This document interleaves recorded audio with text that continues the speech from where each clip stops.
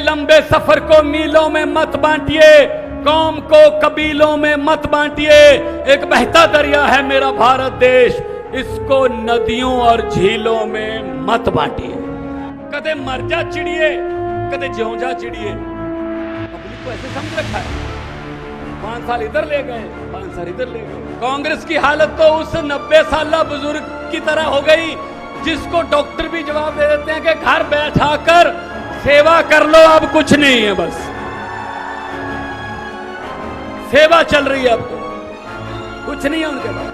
पहले क्या होता था, जितनी बार एमएलए बनता था उतनी पेंशन बढ़ती जाती थी। एक विधायक एक पेंशन, करप्शन खत्म, 100 मोहल्ला क्लिनिक तैयार, दवाइयां बिल्कुल फ्री, बिजली 1 जुलाई से मुफ्त। अभी जो बिल आ रहे हैं जीरो बिल आ रहे हैं। अभी आटा दाल स्कीम घर पे, बुढ़ापा पेंशन घर पे। एक टोल प्लाजा वाले आए 4 दिन पहले और उन्होंने कहा जी हमारे 20 महीने बढ़ा दो, 20 महीने हम और टोल चला सकें।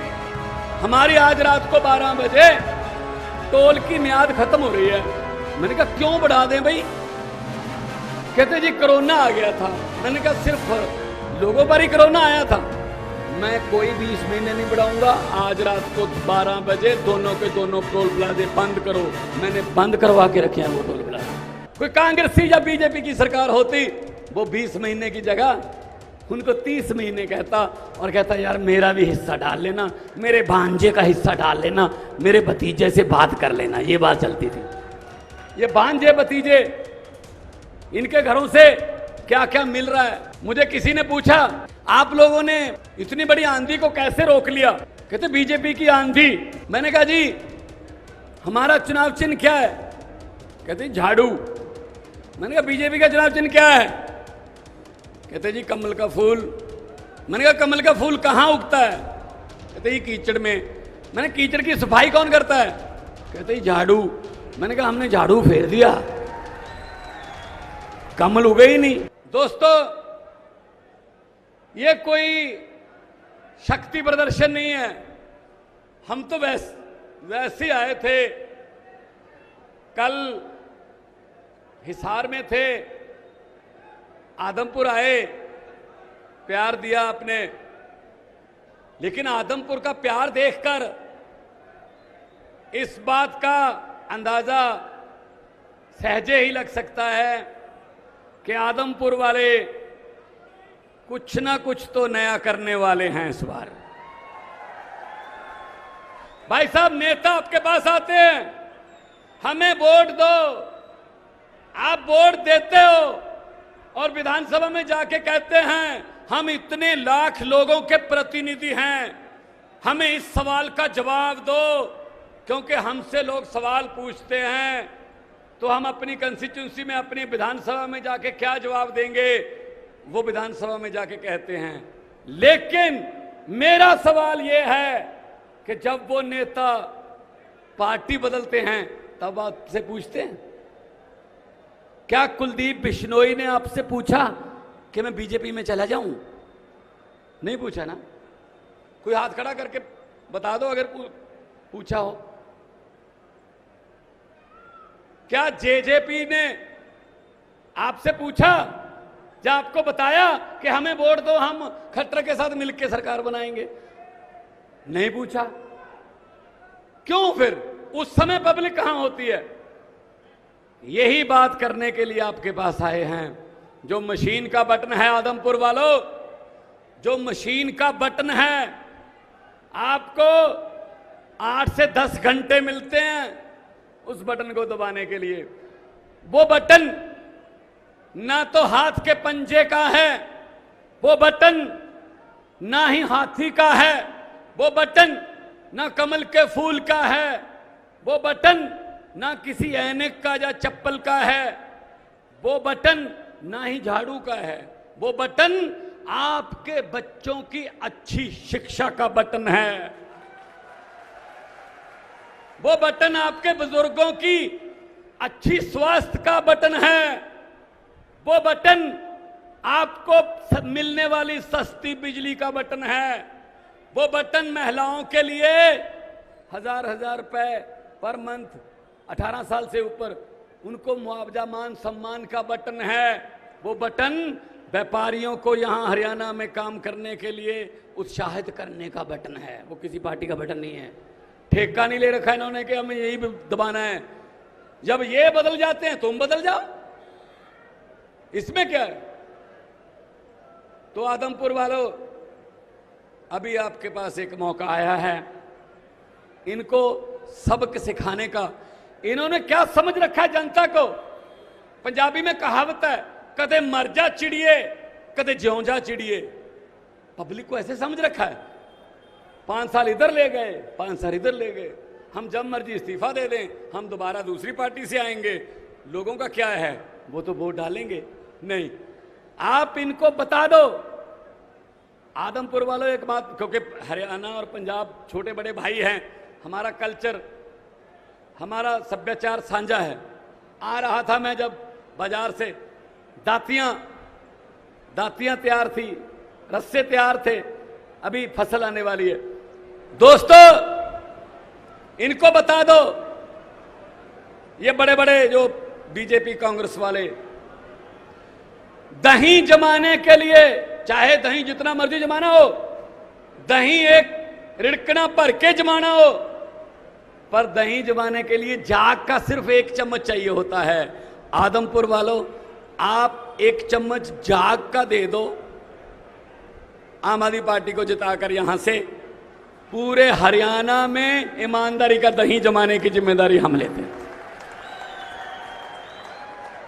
पंजाब में भी ऐसा हुआ था, पहले लोकसभा जीते 4, 19 में लोकसभा जीते संगरूर।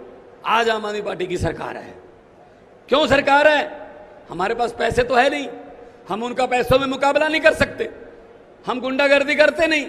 सरकार सिर्फ सच्चाई और ईमानदारी के नाम पर है। और 5.5 महीने अभी सरकार को हुए हैं पंजाब में। पूछ लेना, आपकी रिश्तेदारियां होंगी, दोस्त मित्र होंगे। 1 विधायक 1 पेंशन। पहले क्या होता था, जितनी बार एमएलए बनता था उतनी पेंशन बढ़ती जाती थी। 1 विधायक 1 पेंशन, करप्शन खत्म, 100 मोहल्ला क्लिनिक तैयार, और लोग उसमें आ रहे हैं हजारों की गिनती में। दवाइयां बिल्कुल फ्री, 100 के लगभग ब्लड के टेस्ट फ्री, बिजली 1 जुलाई से मुफ्त। अभी जो बिल आ रहे हैं 0 बिल आ रहे हैं। हमने गारंटियां दी थी, अगर कोई देश का जवान, पंजाब का जवान सरहद पर ड्यूटी का फर्ज निभाते हुए शहीद होता है, 1 करोड़ रुपया। अभी आटा दाल स्कीम घर पे, बुढ़ापा पेंशन घर पे, बुजुर्गों को बैंक में जाने की जरूरत नहीं है, आपके डोर की खटखटाया जाएगा और आपको पेंशन मिल जाएगी। ये पहले क्यों नहीं हो सकता था? हो सकता था। एक टोल प्लाजा वाले आए 4 दिन पहले मेरे पास, संगरूर से लुधियाना तक की दूरी 2 टोल प्लाजा है भाई, 90 रुपये लेते थे। वो आए और उन्होंने कहा जी हमारे 20 महीने बढ़ा दो, 20 महीने हम और टोल चला सकें। हमारी आज रात को 12 बजे टोल की मियाद खत्म हो रही है। मैंने कहा क्यों बढ़ा दें भाई? कहते जी कोरोना आ गया था। मैंने कहा सिर्फ लोगों पर ही कोरोना आया था? आपके लिए भी तो कोरोना नेशनल डिजास्टर है, एक कुदरती आफत है। तो बहुत से लोगों का बिजनेस डाउन हुआ कोरोना में, तो वो भी तो बैठे हैं, आप भी झेलो। कहते जी किसान आंदोलन की वजह से हमारा नुकसान हुआ। मैंने कहा जी सेंटर ने कानून बनाए थे, 1 साल बाद सेंटर ने कहा जी गलत कानून है, माफी मांगते हैं। अब उनकी गलती की हम खमियाजा क्यों भुगते हैं? मैं कोई 20 महीने नहीं बढ़ाऊंगा। आज रात को 12 बजे दोनों के दोनों टोल प्लाजे बंद करो। मैंने बंद करवा के रखे हैं वो टोल प्लाजे। कोई और होता, कोई कांग्रेसी या बीजेपी की सरकार होती, वो 20 महीने की जगह उनको 30 महीने कहता और कहता यार मेरा भी हिस्सा डाल लेना, मेरे भांजे का हिस्सा डाल लेना, मेरे भतीजे से बात कर लेना। ये बात चलती थी। ये भांजे भतीजे, इनके घरों से क्या क्या मिल रहा है। तो दोस्तों, मुझे किसी ने पूछा कि यार दिल्ली में, फिर पंजाब में आप लोगों ने इतनी बड़ी आंधी को कैसे रोक लिया? मैंने कहा कौन सी आंधी? कहते बीजेपी की आंधी। मैंने कहा कैसे? कहते कैसे? मैंने कहा मैं बताता हूं। मैंने कहा जी हमारा चुनाव चिन्ह क्या है? कहते झाड़ू। मैंने कहा बीजेपी का चुनाव चिन्ह क्या है? कहते जी कमल का फूल। मैंने कहा कमल का फूल कहां उगता है? कहते जी कीचड़ में। मैंने कीचड़ की सफाई कौन करता है? कहते जी झाड़ू। मैंने कहा हमने झाड़ू फेर दिया, कमल उगे ही नहीं। जिस झाड़ू से हम आज तक सिर्फ अपना मकान और दुकान साफ करते थे, अब अरविंद केजरीवाल जी की अगुवाई में उस झाड़ू से पूरा हिंदुस्तान साफ किया जाएगा। बड़ी बड़ी दुकानें बंद होंगी, भ्रष्टाचार की दुकानें बंद होगी, बहुत कुछ होगा। 107 नंबर दुकान भी बंद होगी।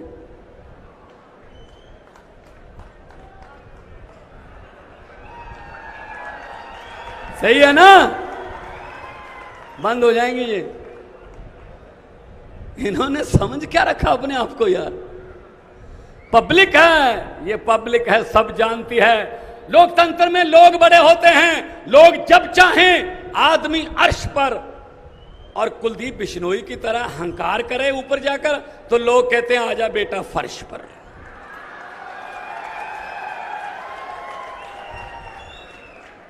तो इनके पास कुछ नहीं है, ये सिर्फ अपना बचाव करने के लिए इधर उधर जाते हैं, लोगों के वोट को इस्तेमाल करते हैं।